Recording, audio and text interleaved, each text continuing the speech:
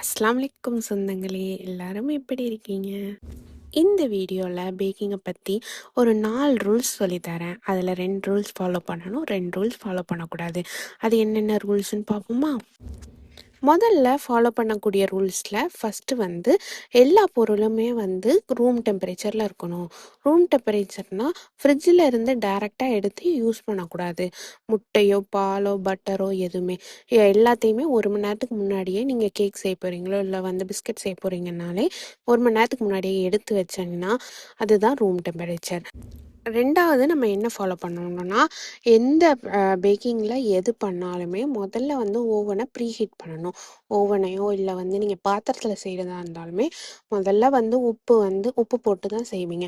அப்போ வந்து அடுப்பில் செஞ்சீங்கன்னா உப்பு போட்டோ இல்லை மணல் போட்டோ செய்யும் போது அந்த மணலோ உப்போ சூடாக்கணும். அப்படி ஓவனில் செஞ்சீங்கன்னா ஓவனை வந்து ப்ரீஹீட் கண்டிப்பாக பண்ணணும். ஒரு 10 நிமிஷம் 20 நிமிஷம் 15 நிமிஷம் அந்த மாதிரி எந்த டெம்பரேச்சரில் நீங்கள் பேக் பண்ண போகிறீங்களோ அந்த டெம்பரேச்சர் வச்சு அதில் வந்து ப்ரீஹீட் பண்ணணும். இந்த 2 ரூல்ஸை கண்டிப்பாக ஃபாலோ பண்ணணும்.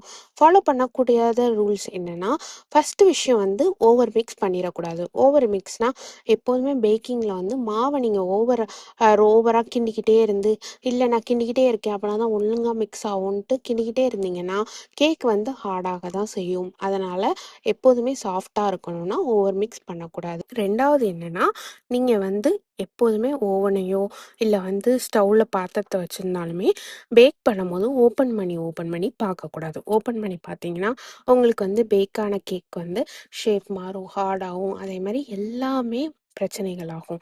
அதனால் எப்போதுமே 30 நிமிஷமா 40 நிமிஷமா அதை வந்து அப்படியே விட்டிங்கன்னா அது சூப்பராக பேக் ஆயிரும். அதேமாதிரி ஸ்மெல் வரும். எப்படி கண்டுபிடிக்கலான்னா, பேக் ஆனிச்சுன்னா அந்த ஸ்மெல் வரும்போது நீங்கள் கரெக்டாக ஓப்பன் பண்ணி ஃபோக்கோ இது வச்சு குத்தி பார்த்தீங்கன்னா அவ்வளோ சூப்பராக பேக் ஆகிருக்கும். நான் சொன்ன ரூல்ஸ் எல்லாம் மறக்காமல் ஃபாலோ பண்ணுங்கள். ஃபாலோ பண்ணிவிட்டு வேறு என்ன மாதிரி பேக்கிங் டிப்ஸ்லாம் வேணுனாலும் கமெண்ட் பண்ணுங்கள். நெக்ஸ்ட் வீடியோவில் அப்லோட் பண்ணுறேன். தேங்க்ஸ் ஃபார் வாட்சிங்.